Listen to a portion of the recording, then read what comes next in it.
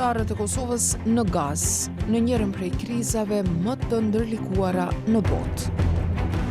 Për herë të parë, Kosova hyn në një mision ndërkombëtar stabilizues të mandatuar nga Kombet e Bashkuara.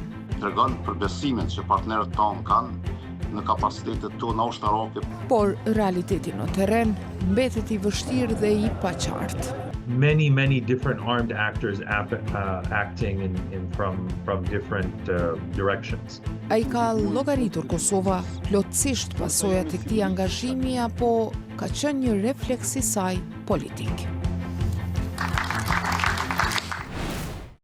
Shikues të nderuar, përshëndetje, mirë se vini në edicionin e ri të Ekspozes, magazinës së përjavshme televizive të Radios Evropa e Lirë. Unë jam Valona Tela. Në gaz, një nga zonat më të rrezikshme dhe më të paqëndrueshme në botë, Kosova po hyn për herë të parë në një mision ndërkombëtar stabilizues të mandatuar nga Kombet e Bashkuara. Ushtarët e saj po vendosen në një terren ku kufiri mes kontrollit dhe kaosit është i paqartë. Në këto kushte, Kosova afrohet më shumë me skenën globale, por njëkohësisht edhe me rreziqet që e shoqërojnë atë. Forca ndërkombëtare stabilizuese buron nga një plan 20 pikësh i presidentit amerikan Donald Trump për t'i dhënë fund luftës së Izraelit në Gaz. Ajo parashihet si një forcë shumëkombëshe që do të vendoset në këtë enklav për të trajnuar policinë, për të ndihmuar në sigurimin e kufive dhe ruajtjen e rendit, si dhe për të mbështetur çmilitarizimin e territorit nga Hamasi.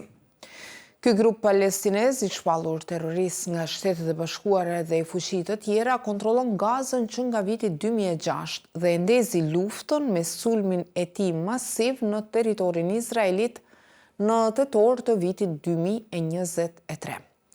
Ai sinjalizon gatishmëri për të hequr dorë nga qeverisja e Gazës, por jo edhe nga armët, ndërsa Trump e mban të prerë qëndrimin e tij. Nëse Hamasi nuk e bën atë që ka thënë, nëse nuk sillet siç duhet, atëherë do të përballet me një problem të madh, një problem vërtet të madh që nuk e ka përjetuar kurrë më parë. Përbërja e forcës ndërkombëtare stabilizuese nuk është përcaktuar ende plotësisht, por sipas rezolutës 2803 të OKB-s, ajo pritet të veprojë në koordinim me Izraelin dhe Egjiptin, si dhe me një forcë policore palestineze të trajnuar rishtas.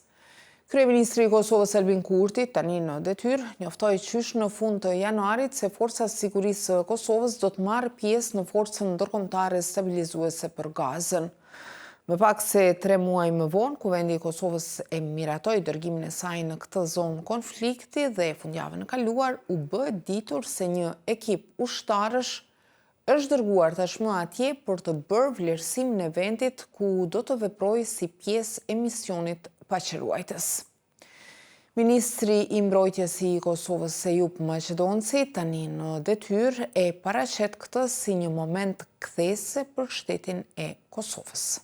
Është hera parë që Kosova është duke qenë pjesë e një misioni të mandatuar nga OKB, por gjithashtu edhe po tregon për besimin që partnerët tonë kanë në kapacitetet tona ushtarake për të ofruar mbështetje në një zonë me ndjeshmëri të lartë siç është lindja e mesme.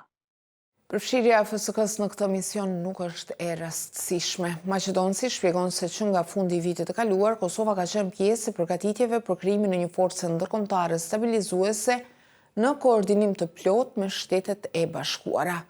Madje një oficer amerikan ndërlidhës është i përfshirë drejt për drejt edhe në FSK.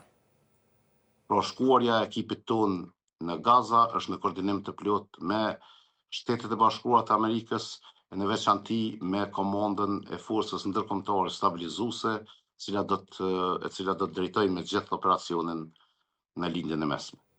Sipas planeve, ekipi i Forcës së Sigurisë së Kosovës për verifikim të gjendjes do të qëndronte disa ditë në Gazë dhe më pas do të hartonte një raport. Nuk është ende e qartë se kur do të dislokohen kontingjentet e para, por sipas disa raportimeve kjo mund të ndodhë në muajin maj. Radio Evropa e Lirë kërkoi konfirmim nga Departamenti i Luftës në SHBA, por nuk mori përgjigje. Maqedonci, për arsye sigurie, thotë se nuk mund të jap shumë detaje, por konfirmon se kontingjenti i parë kosovar do të përbëhet nga 22 pjesëtar.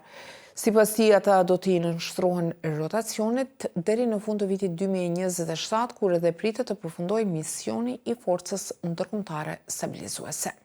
Normalisht që jemi edhe të vetëdijshëm për rreziqet që mund të ballafaqohet ky kontingent yni atje, mirë po ne po bëjmë të pamundurën që sa më shumë që të jetë e mundur të zbusim këto rreziqe, të krijojmë kushtet logjistike në mënyrë që kontingenti i Forcës Sigurisë Kosovës në kuadër të Forcës Ndërkombëtare Stabilizuese të arrijë të performojë në mënyrë profesionale dhe të ofrojë mbështetje për gazën. Khaled Elgindi, ekspert i lindjes së mesme, argumenton se në një konflikt si Gaza, i rrënjosur në një histori të gjatë përplasjesh dhe luftrash të përsëritura, forca ndërkombëtare stabilizuese përballet me dy rreziqe kryesore: të përfshihet drejt për drejt në luftime, ose të përdoret për shkak të pabarazisë së theksuar të fuqisë, si mjet për të avancuar agjendën e sigurisë së Izraelit në vend që t'i mbrojë realisht palestinezët. Can't divorce it from the political context. Ajo nuk mund të ndahet nga konteksti politik.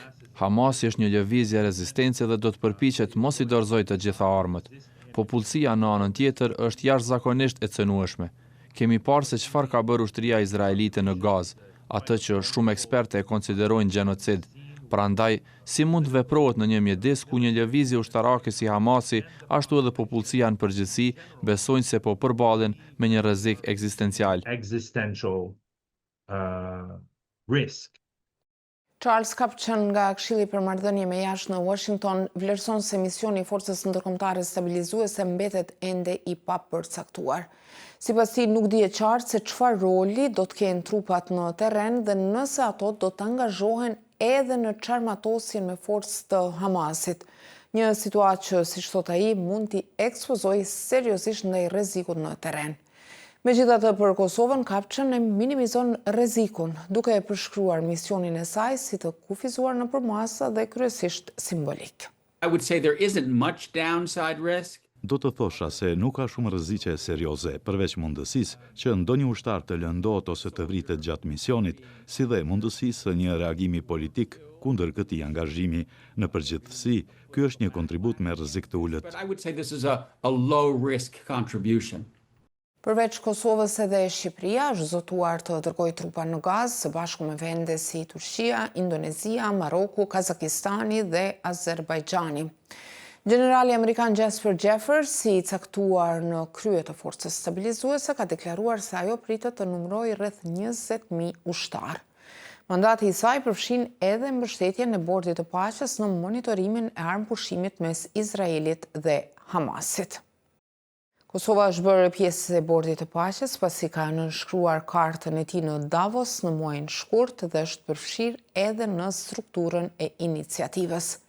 Javën e kaluar marrëveshja për anëtarësimin në këtë bord u ratifikua edhe në Kuvendin e Kosovës.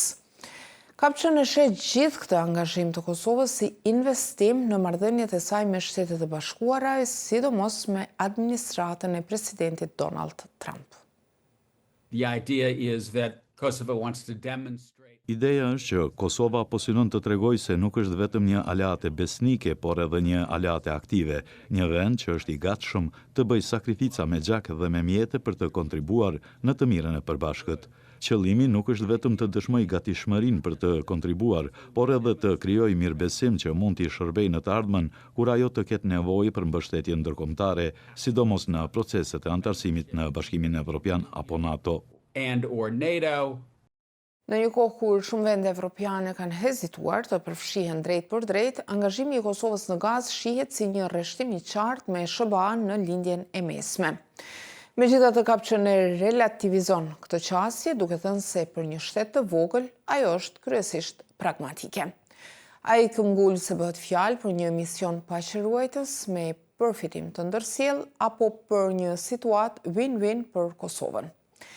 Elgindi pajtohet se pavarësisht misionit ende të paqartë të forcës ndërkombëtare stabilizuese dhe kontekstit të rrezikshëm në terren, shumë vende po i bashkohen asaj kryesisht për të fituar avantazhe politike në raport me Washingtonin. In the case of Azerbaijan, we know Në rastin e Azerbajxhanit, për shembull, e dim se ai ka marrëdhënie të afërta me Izraelin dhe ushtrinë izraelite. Pra secili ka arsyet dhe interesat e veta, përtej dëshirës për ta parë Gazën të stabilizuar. Gaza stabilized. Elgendi megjithatë shton se nismat e tilla kanë pak gjasa të sillin paqe të qëndrueshme mes izraelitëve dhe palestinezëve, sepse merren vetëm me menaxhimin e Gazës dhe lën jashtë problemet rrënjësore mes palëve si okupimi, vendbanimet dhe shtetësia palestineze.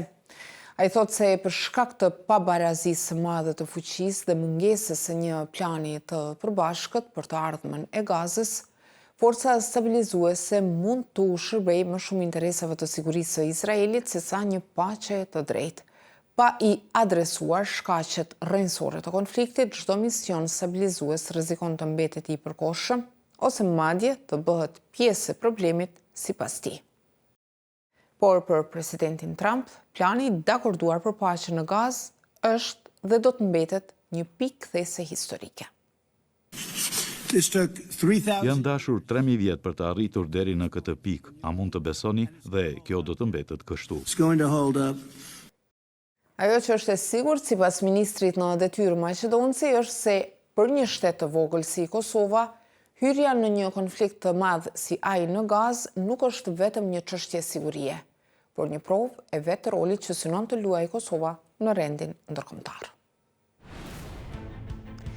Shikues të nderuar, kështu kemi ardhur në fund të këtij edicioni të ekspozes. Për të rejat e fundit vazhdoni të na përcjellni në faqen tonë në internet në adresën evropaelir.org si dhe në rrjetet sociale Facebook, X, Instagram dhe YouTube. Bashkë takohemi të premte në ardhshme. Mirëmbëjtje.